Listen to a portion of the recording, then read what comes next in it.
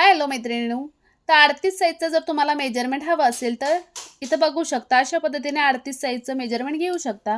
ब्लाऊजची पूर्ण उंची आहे ती 15 इंच आहे. म्हणजे 14 इंच तयार आहे प्लस 1 इंच 15 इंच. कमरेचा भाग 8 इंच आहे.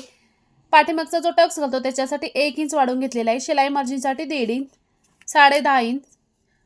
पुढचा गळा तयार आहे हा 6 इंच, तर अर्धा इंच वाढवून घेतलेला आहे 6.5 इंच. मागचा गळा 10 इंचचा आहे. शोल्डर 5.5 इंच, दंडगेर 6 इंच, गळारुंदी 2 इंच.